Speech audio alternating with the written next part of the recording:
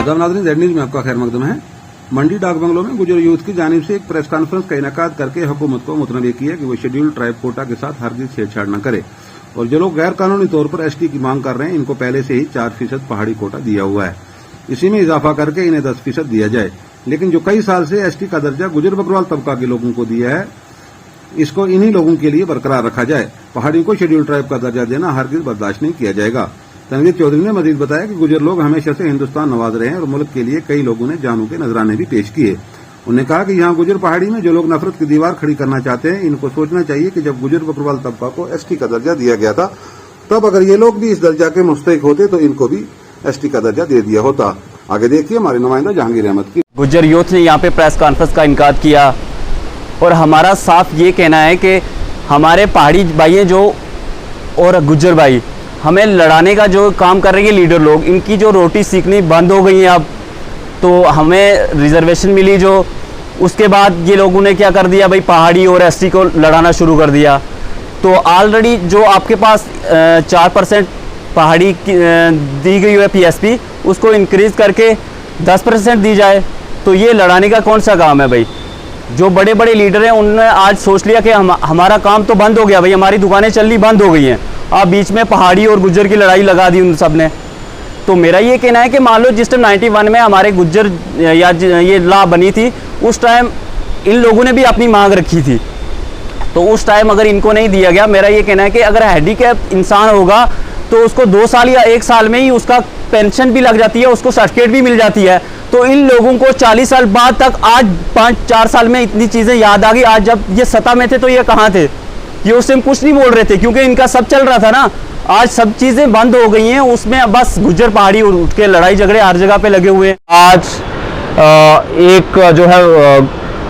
हवा सा उड़ाया जा रहा है कि गवर्नमेंट जो है वो गुज्जर बकरवाल तबका के जो हकूक़ हैं उनके साथ छेड़छाड़ होने जा रही है और गुज्जर बकरवाल तबका के जो राइट्स हैं, जैसे जिनमें हम कहेंगे एसटी के साथ छेड़छाड़ की बात की जा रही है, तो उसी को लेकर आज डाक बंगलो मंडी में ये सारे दोस्तों ने मिलकर एक यहाँ पे प्रोग्राम रखा था, जिसके बाद हमने एक प्रेस कॉन्फ्रेंस भी जो है वो करनी थी और उसी प्रेस कॉन्फ्रेंस के माध्यम से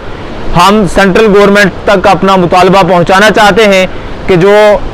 गुज्जर बकरवाल तबके को एसटी जो है गवर्नमेंट ने दी हुई है, वो कैटेगरी में किसी भी जो बाहर की कम्युनिटी जो है, बाहर की दूसरे लोग आज इंक्लूड होना चाहते हैं इलीगली, तो हम उनकी उस इलीगल इंक्लूजन की जो है वो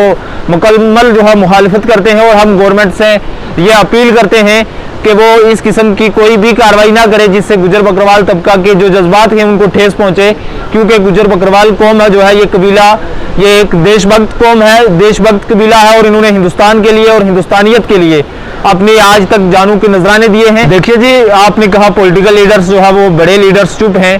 तो मैं कहूँगा लीडर्स जो है वो किसी तहरीक को नहीं बनाते हैं, बल्कि तहरीक जो है वो लीडरों को बनाती है। हम एक तहरीक के साथ वाबस्ता है। अगर आज ये लीडर खामोश हैं, अगर गुज्जर बकरवाल तबका के हकूक़ के साथ कोई छेड़छाड़ की जा रही है, तो आने वाले वक्त में तबका जो है, हमारी कौम जो है वो इन लीडर्स को जवाब देगी। कि ऐसा कुछ भी नहीं है कि हम किसी को देशभक्त नहीं समझते, ना ही हम देशभक्ति या